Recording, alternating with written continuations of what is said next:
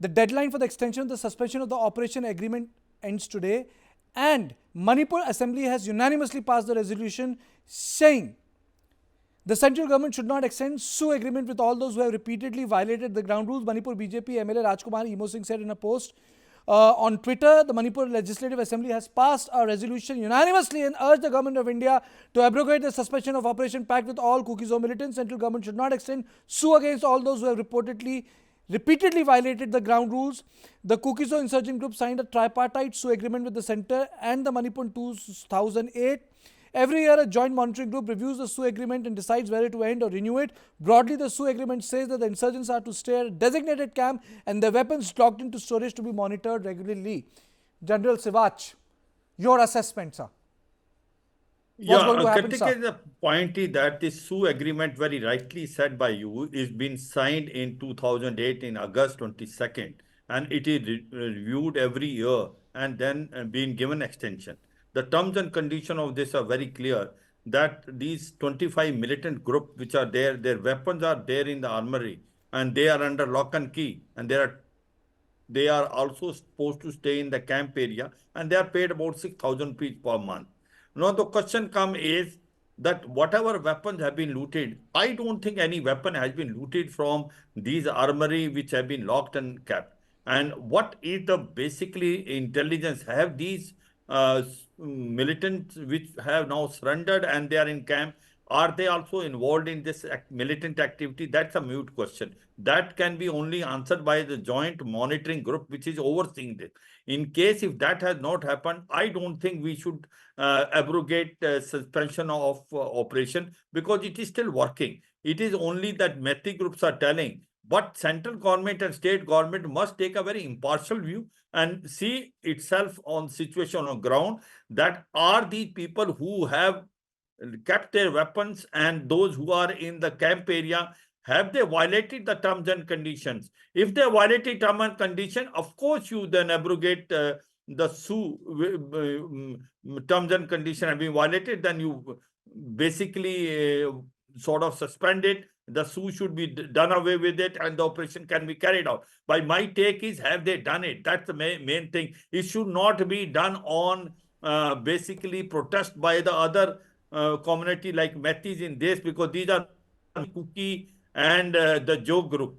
So this has to be seen. It is a very thin line. If you take a decision now and say that, okay, we abrogate SoO, suspension of operation order will not no more there, then you are adding this 25 militant group in the environment, that they will be also operating against the security forces and against the other community. So this is a danger. There is no solution to such type of problem. In this, you have to be very careful before taking any decision. My take is that whenever we are discussing here, we have not able to find a very reasonable answer, that have they violated any terms and condition of the SoO has been given. Okay. If they have not, then we should not. I don't think we should come under pressure of any community and do something, because they will add other 25 militant group in the environment, and this will not be conducive for the security point of view, and this will add pressure on the security forces.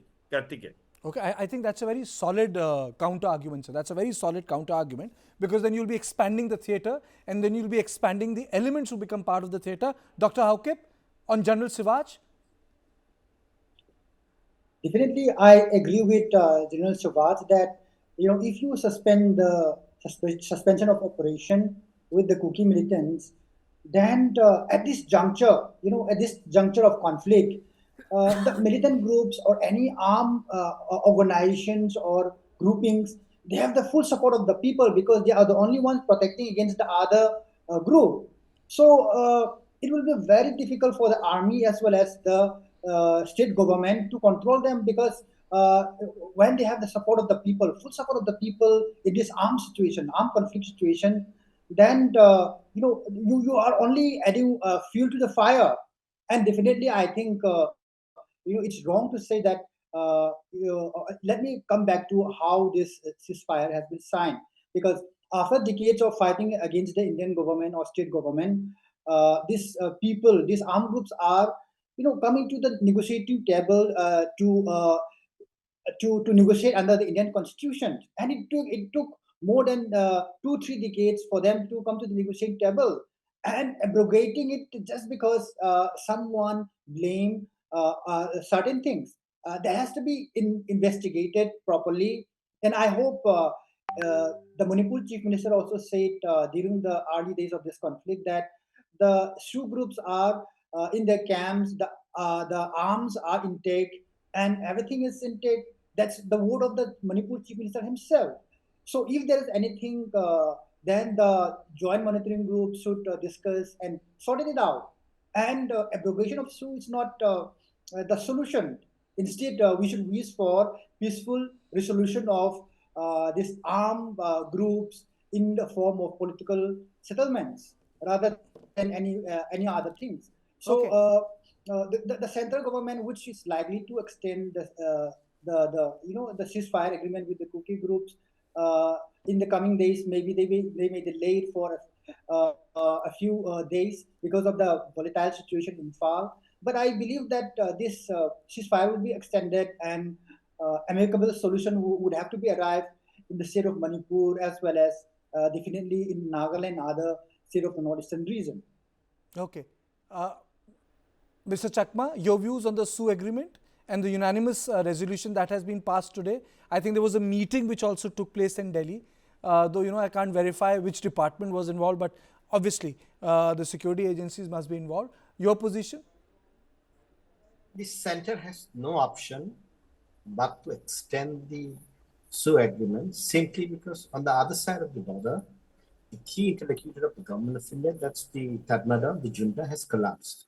You do not want the insurgency to start, then it affects the entire region, stability of the entire region. I have been saying many times that, for the last 76 years, this has not happened. Now junta has almost collapsed in the entire territories other side of India. So the decision on SoO has to be taken on national security interest, not because of the contest between two groups, whether it's the Métis or the Kukis. So it has to be extended, because if it is not extended, the center will seriously invite much more serious problems. And the last point on this is, I think, the situation which we have in Manipur today, it doesn't exist anywhere else in the world, not even in Gaza, or not even in Ukraine, not even Syria or Yemen.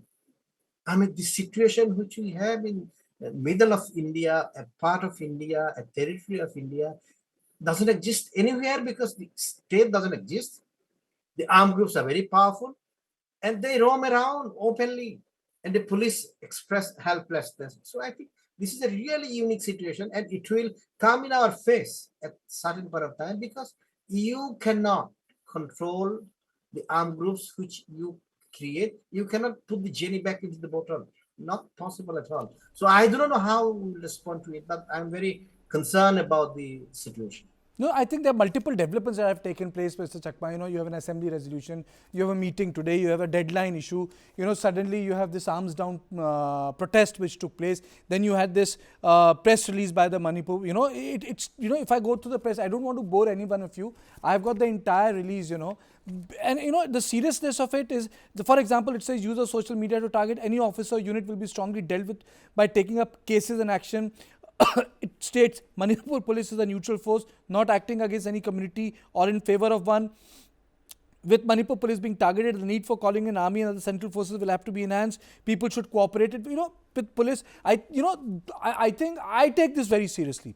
I take this press release very, very seriously. I'm also joined by Professor Prasanajit. How are you, sir? Long time.